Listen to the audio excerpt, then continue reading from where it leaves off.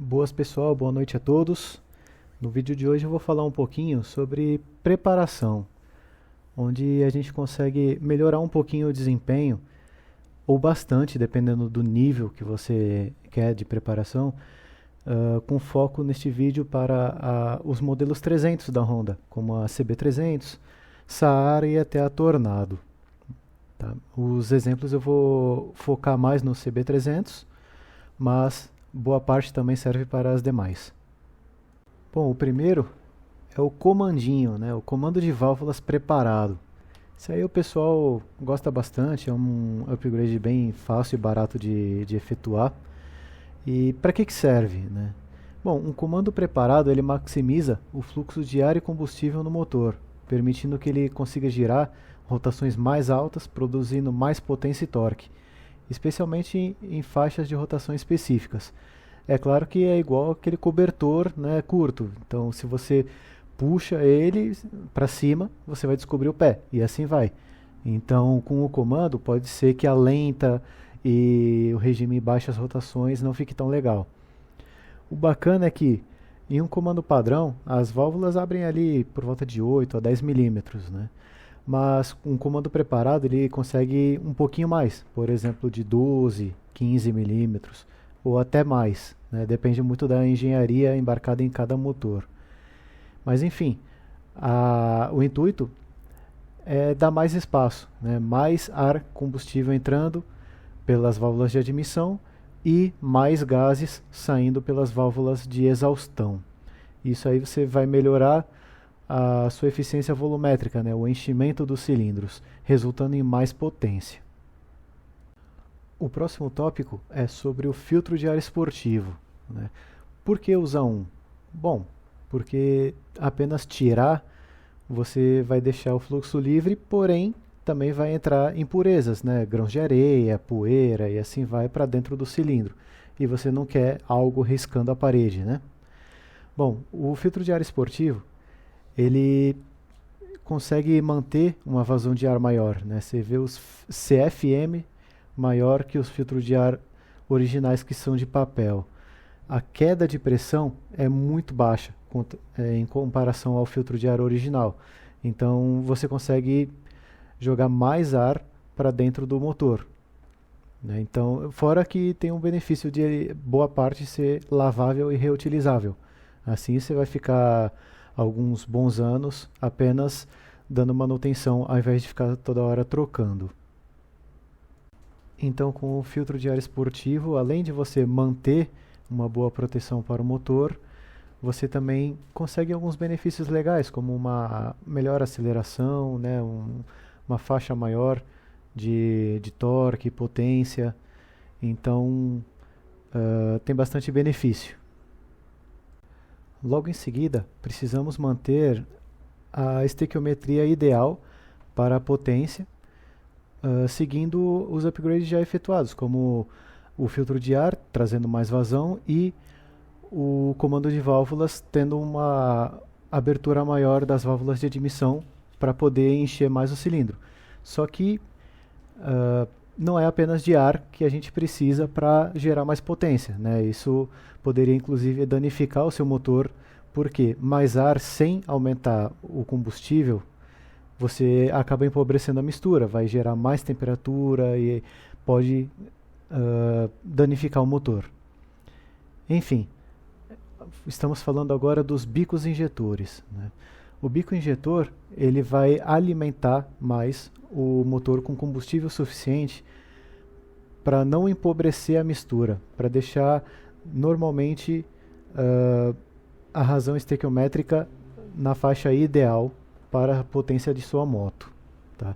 Então, mais ar entrando, o injetor vai injetar mais combustível. Com isso, você vai ter um aumento de potência e torque, uma melhor resposta do acelerador, inclusive você acaba tirando algumas pancadinhas, alguns buracos que tem em baixa carga, né? E suporta modificações maiores, né? Legal, agora estamos colocando ar e combustível na medida certa e em maior quantidade para dentro do cilindro. Porém, agora a gente precisa que essa mistura, em maior quantidade, com mais densidade, ela queime direitinho, né? Para isso, vamos precisar de uma vela de melhor qualidade, por exemplo, uma vela de irídio, né? De preferência original, é claro, né? Bom, uma vela de irídio, ela ajuda a não falhar em alta rotação, né? Em que você pode ter um misfire, né? Aquele dá um pipoco que não é saudável para o motor, né? Com uma vela melhor, a gente também consegue permitir um avanço de ignição um pouco melhor e assim ganhar potência, e também ter uma vida útil desse componente maior sem precisar ficar trocando toda hora. Bom, agora que estamos gerando mais potência e torque no motor, precisamos transferi-los para as rodas da moto e, por consequência, para o chão. Para isso, a gente precisa de uma embreagem preparada, porque ela precisa suportar mais do que a embreagem original, suportando mais torque que a original, evitando patinar, resistindo a temperaturas mais altas e reduzindo o fading. Bom, o problema é, né, você consegue fazer esse upgrade muito facilmente, porém normalmente, devido às molas mais preparadas para dar mais pressão e assim vai, o manete acaba ficando um pouco mais rígido, né? Isso pode acabar incomodando algumas pessoas. Após um fluxo maior de admissão, gerando mais potência e torque no motor, precisamos também fazer com que toda essa mistura adicional ela seja expelida do motor, né? Então precisamos de um escapamento esportivo, de forma que melhore o fluxo de saída dos gases para acompanhar o aumento de entrada de ar combustível. Além disso, acaba também reduzindo o peso, tanto pelos materiais quanto pela redução de componentes, né? Porém, precisa ficar sempre atento, porque vai fazer mais barulho, vai poluir mais e, obviamente, se for autuado, né, vai acabar gerando uma multa, né? Então, é bom sempre ter isso em mente, porque é inevitável. Bom, agora que estamos gerando mais potência e torque no motor, devido a maior quantidade de ar e combustível entrando, e também com um fluxo maior de gases saindo pelo escapamento, precisamos manter a saúde do motor em dia também, né, para não afetar tanto a vida útil dele. Para isso, vamos utilizar um filtro de óleo de melhor qualidade. Precisamos manter a pressão em alta rotação, com vazão alta igualmente. Precisamos que o filtro também resista a temperaturas maiores e também, de quebra, tem alguns modelos que são laváveis. Então, dessa forma, vamos trazer mais segurança para o motor. O foco neste upgrade não é ganhar potência, mas sim trazer um pouco mais segurança na lubrificação do motor. Bom, após termos as melhorias devidamente instaladas, nossa expectativa é de que tenhamos um aumento de performance, certo? Bom, a injeção original ela não foi feita para isso, então pode ser que em alguns parâmetros ela fique um pouco perdida. A gente resolve isso tanto com uma recalibração da injeção original ou com a instalação de um piggyback em que ele engana, podemos assim dizer, né, bem entre aspas, a injeção original para que ele modifique alguns parâmetros, né? Ele acha que um parâmetro está sendo injetado quando é outro, e assim ele acaba ajustando para um pouco a mais, um pouco a menos, dependendo do parâmetro. Ou também trocar todo o conjunto de injeção por uma injeção programável, né? Que assim você tem uma gama muito maior de modificações e melhorias a fazer eletronicamente. Os benefícios são que você pode remapear a injeção de combustível, né, para você não deixar a mistura muito pobre e nem muito rica, que deixar muito rica também é prejudicial. Você consegue configurar de forma precisa o avanço da ignição, mexendo ali com uma vela melhor, né? Elevar o limite de rotações do motor, por exemplo, 11, 12 mil, em alguns motores muito de alta performance, 14.500, 16, 18 mil, né? Integrar sensores extras, por exemplo, um sensor lambda que seja wideband, porque os originais normalmente são narrowband, então são menos precisos e tem um tempo de reação menor. Suportar modificações, por exemplo, de uma moto que é gasolina, agora passa a ser a etanol, pode receber um nitro, pode receber uma sobrealimentação, inclusive em modificações muito extremas, e adicionar recurso como um controle de tração, um controle de largada, kickshifter, e assim vai. Então, o cérebro de todas as modificações juntas acaba caindo sobre a injeção programável. Adicionalmente, temos recursos que podemos agregar em nossa preparação, não apenas por conta da potência, mas também por conta de segurança e monitoração. Por quê? Estamos gerando mais potência, certo?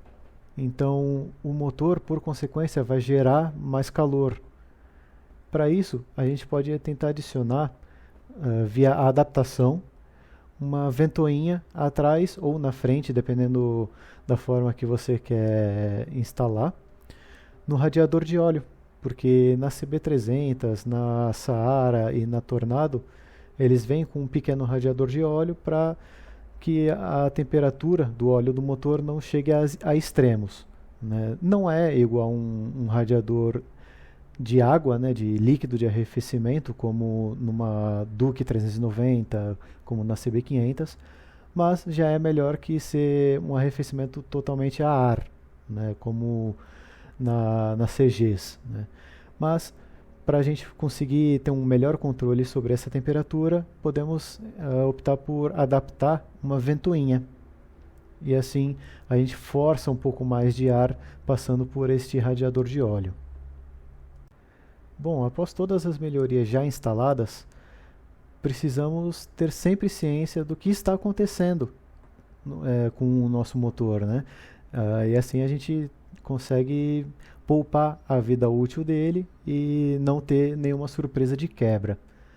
Através da sonda lambda e de nossos mostradores, né, nossos medidores wideband, a gente consegue monitorar com precisão como que está a mistura ar-combustível que está sendo injetada no motor.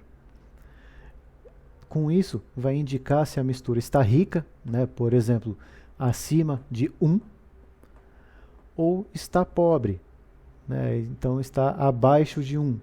Né, tem que ver muito bem como que está calibrado. Né. Por exemplo, um motor sobrealimentado é normal que esteja ali perto do 0,80. Agora, um motor aspirado, né, que não tem um turbo, não tem um compressor, é normal estar ali perto do 0,90. Né, mas não é de forma alguma saudável ficar acima de 1,05, por exemplo. Começa a mistura a ficar muito pobre, começa a subir muita temperatura, pode acabar danificando o miolo do motor. Né. Há diversos modelos, inclusive com mais de uma função. Né. Vai mostrar a sonda, pode mostrar a pressão no coletor de admissão, pode mostrar a voltagem de bateria e assim vai. Né. Isso varia do que você quer para monitorar os parâmetros da sua moto.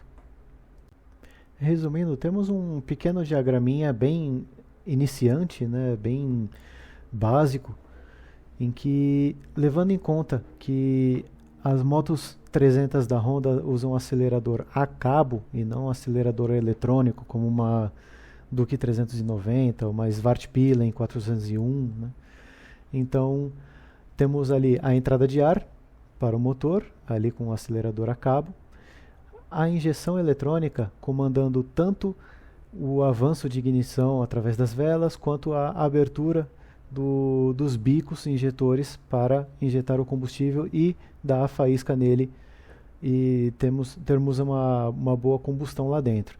Assim como o comando ali que vai regular o aumento da entrada da mistura ar-combustível, bem como o aumento de fluxo de gases que vão sair desse motor, né, e assim indo para o escape.